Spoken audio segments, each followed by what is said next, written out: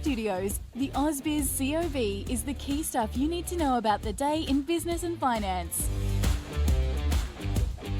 G'day and welcome to the COB here at AusBiz as we wrap up the day and the week. I'm Andrew Gagan. Thanks for joining us, and what has been a very positive session. Not a bad way to end the week indeed. In fact, Australian shares heading towards their highest close in 5 weeks. In fact, back in April, just after the ceasefire was announced between Iran and the US. Now, this comes, of course, after President Trump said a peace deal with Iran could be signed as soon as the weekend, and he said that would happen in Europe. Mind you, the Iranians seem to be a little cooler on that prospect. We shall see, of course, how that transpires over the next couple of days. But taking a look, the CBO 200 there, so up 1 2/3% on the S&P ASX 200. It is up. In fact, just checking in there, it's currently up 1.7% for a 2% weekly gain, and dare I say it, unchanged for the year. Goodness, what have we been doing for the past 5.5 months? Should have gone away and started all over right now. Look, Asian stocks, they've also extended a global rally. Wall Street futures, they're up about 0.2%. Obviously, the rally started there in the previous night's session. And also, all eyes on the debut of Elon Musk's SpaceX. Has made history, the biggest ever IPO, raising $75 billion, valuing that company at close to $1.8 trillion, making Musk the world's first trillionaire. Let's get to the themes of the day then. Given what I've just mentioned, fabulous Friday it is. We'll take it because, look, very volatile in the markets clearly, but you do take these wins. Weekend peace, well, will it eventuate? President Trump says it will. We have heard that before, mind you. It does appear we're a little closer, but of course this comes in the wake of some heavy exchange and military action over the past week. And SpaceX launch, not far away now, highly anticipated. Looks like a lot of Aussie investors have tried to get on that as well. Let's get to the sectors of the day, those that have moved in the wake of the positive developments out of the Middle East, and that has buoyed the miners, led by the likes of BHP, Rio and Fortescue. There we go, all very positive there. Mineral resources, in fact, pick of the bunch there, up almost 5%. Lithium also doing well. Consumer discretionary, that has also benefited, aside from super retail was out of the strategy day yesterday, but Wesfarmers had a strategy day earlier in the week. It's up 2.5%. So maybe that's just feeding into oil prices lower, perhaps inflation coming off. Will the RBA stay on hold for the rest of the year? As many economists are now predicting. Energy, not surprisingly too, it has fallen as the oil price falls off the back of that Middle East news. Conversely, gold has bounced higher. Let's get across the top news then. Well, we've got obviously the SpaceX IPO, but locally Woodside has acquired PetroChina's 10.7% stake in the Browse joint venture for $225 million US. BHP Port Hedland operation likely to be interrupted by a strike from next week over worker arrangements.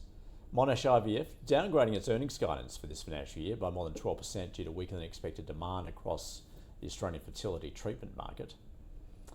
Magellan, it's rallied almost 5% after the ACCC determined its merger with Barrenjoey may take effect as scheduled from early July. And Digico Infrastructure REIT there contracted to sell 2 data centre sites in Los Angeles for a price broadly in line with the acquisition cost. Now, stock of the day, we were getting across REA Group, and was downgraded by a couple of the brokers on the prospect of the impact of the budget, obviously those changes to the tax arrangements, how it's going to affect property and potentially listings. Let's hear from our experts, Luke Larraday from Seneca Financial Solutions and Adam Dawes from Shaw & Partners. They're an essential monopoly business. You can buy that business now on a 10-year low valuation, kind of depending on how you want to look at it. And I really do think that whilst you're seeing Citi and others sort of downgrade price targets and cut listing volumes, I think the pricing mechanisms, the margin expansion opportunity these guys have, and the market position is sort of being sort of thrown out, I suppose, with maybe a bit of short-termism. And in this particular instance, I think analysts just wanting to make an excuse to get their target price a little bit closer to the current share price. But I sort of think this has been a bit of a perfect storm for REA. You remember they talked about ChatGPT eating their lunch and basically trying to take over that section. You got Domain coming in with the new American partner who's going to throw some more money at it as well. So REA has had a little bit of a tough time going forward. UBS also downgraded the stock on Thursday. So Citigroup's just following that. And I do agree with Luke as far as the overall concept of reducing your target price just because the share price is lower. It's a good reason.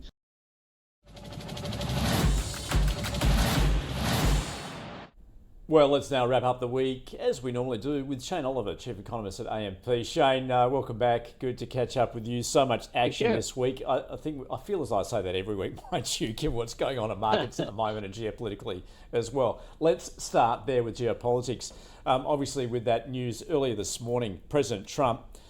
Look, we've heard this before, have we not? But look, he's sounding even more confident that potentially a peace deal could be done this weekend, and well, markets certainly liked it. They certainly did, although I do recall, I've had a week and a bit's break over the last week. I do recall 2 weeks ago when I wrote the weekly note that he was saying the same thing back then. And then, of course, it all turned to custard again. So maybe the same will happen.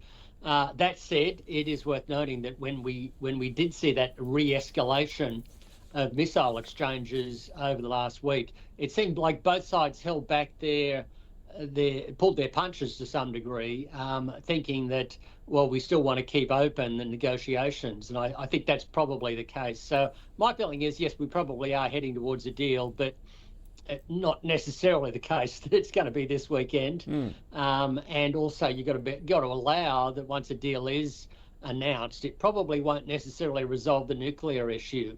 And so there'll still be bits and pieces which still have to be resolved. It may reopen the strait. Hopefully it will. If we get a deal and it doesn't reopen the strait, then there's no point. But I suspect that's the direction we're probably heading in.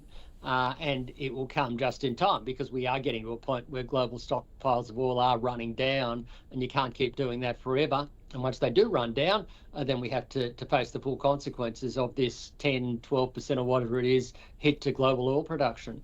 Interesting what the detail of this deal will amount to and whether perhaps President Trump has acquiesced to the Iranians and that they will retain control of the strait. Well, that's quite possible. He did say something about, he seemed a bit equivocal in there, and maybe this is why he's been less keen to sign up, because he knows that it'll be subject to criticism from Iran hawks in the US. So that could well be the case, that Iran ends up with more power. Maybe it's in relation to their nuclear issue. Maybe it's in relation to traffic through the strait.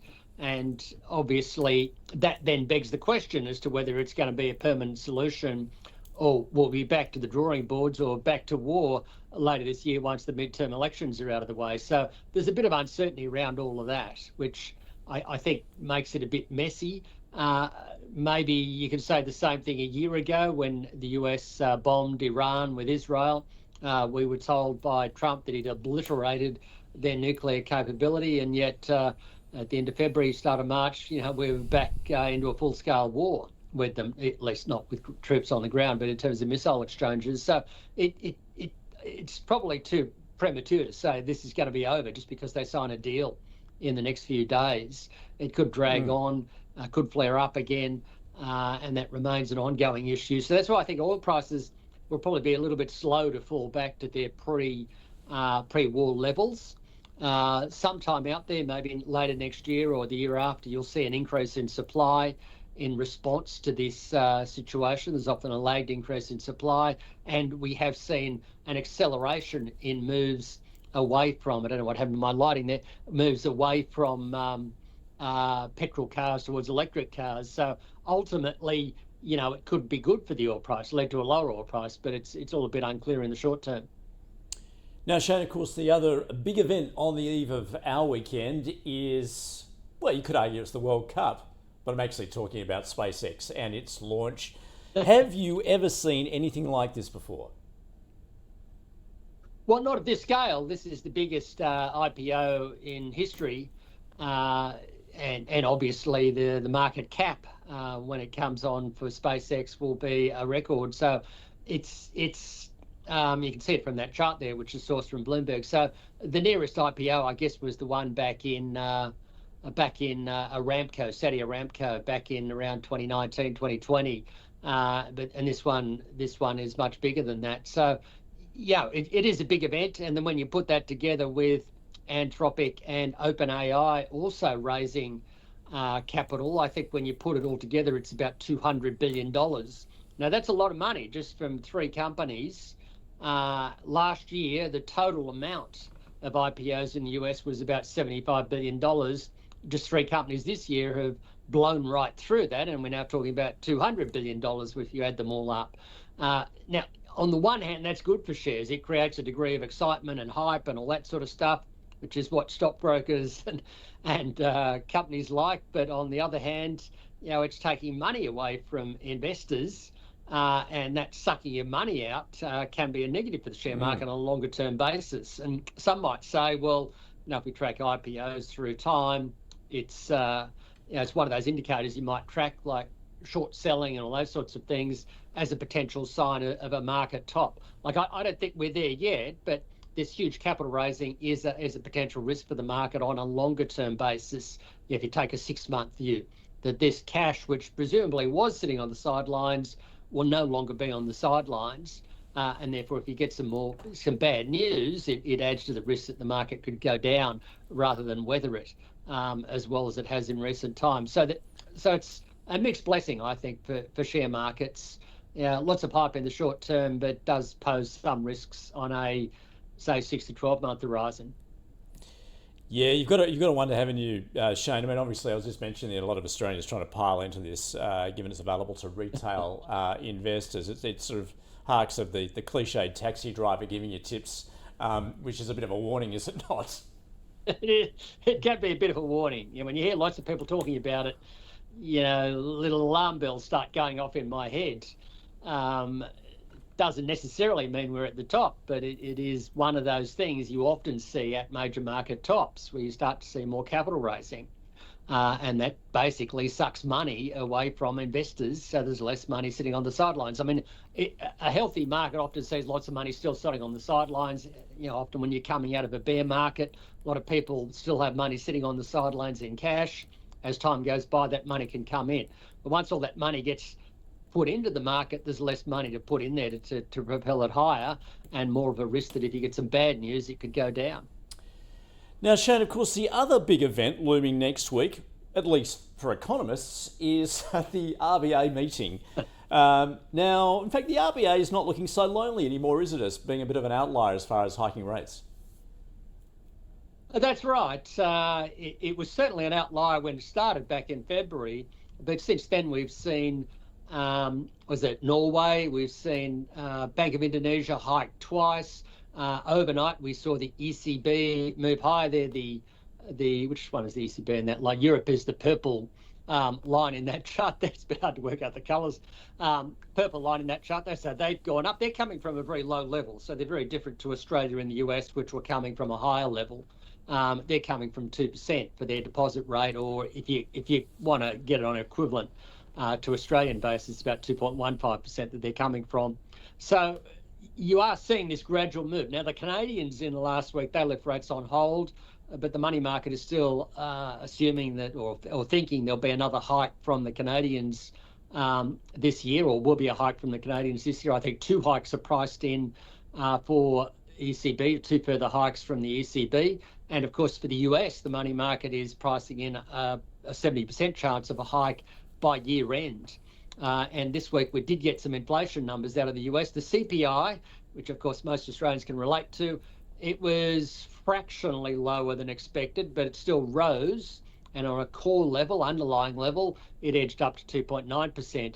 Now, the thing is that in America, they actually target the core PCE, the underlying private final consumption deflator, which I guess comes from the national accounts, and it's running at, I think, currently 3.2, 3.3% at present. But when you translate the CPI numbers into the PCE numbers, along with the producer price inflation numbers out overnight, which were on the high side, then it suggests that the core PCE, the number the Fed targets, will rise to around 3.4%.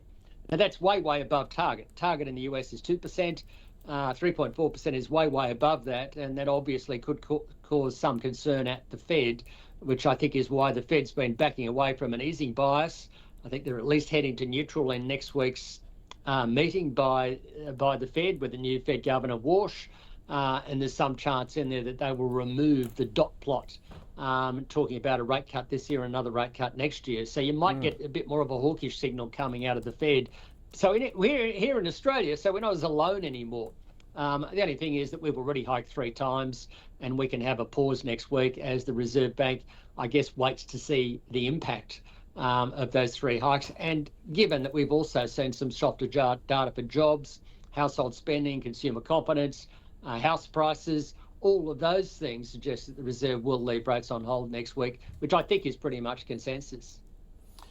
All right, Shane, so you think that's perhaps a sure thing. What else is a sure thing this weekend? SpaceX shares, they'll rocket higher, perhaps. Trump will get a deal across the line.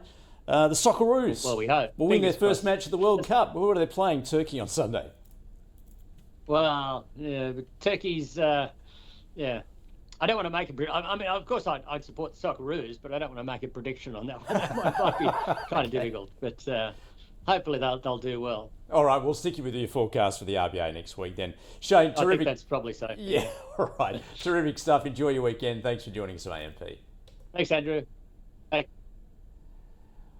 Okay, so let's take a look at the best and worst then. In today's trade, well, certainly many winners there, given what's happened to the broader market, led by the gold miners, Genesis Minerals, there you go. A2 Milk actually rocketing higher as well. And Liontown leading the lithium miners higher.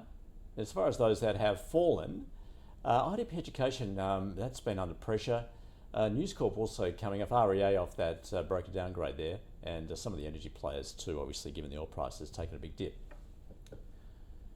In the smaller end of town, Clever Rewards, that is up higher along with Aspire Mining. In fact, a lot of miners there in the small cap space, not surprisingly, whereas those that have gone the wrong direction, well, similarly a couple of resource stocks there as well. Just a little bit of a mixed picture, as it tends to be the case in small caps.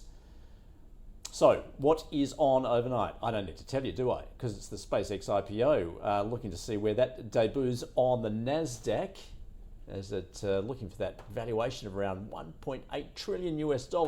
Also do get the University of Michigan Consumer Sentiment Survey for June out of the States. Now, ahead next week, well, clearly we're going to be watching events out of the Middle East to see whether Trump gets his deal across the line. But next week, as Shane was just talking about, we've got that RBA decision coming up. Also, the Bank of Japan, among those central banks making decisions. Locally, corporate-wise, Block has its AGM. And then the first rate decision from the Fed under the leadership of Kevin Walsh. That's also going to be a fascinating watch, as well as the UK central bank making its decision. All right, so let's recap where we're finishing today. So on the CBO 200, up around 1 2/3%. On the S&P ASX 200, I'm going to call it 2% higher. It's been a bit of a stellar day there on the local index to end about 2% higher for the week. But as I mentioned earlier, we are flat for the year. That is the COB. Thanks for watching and listening.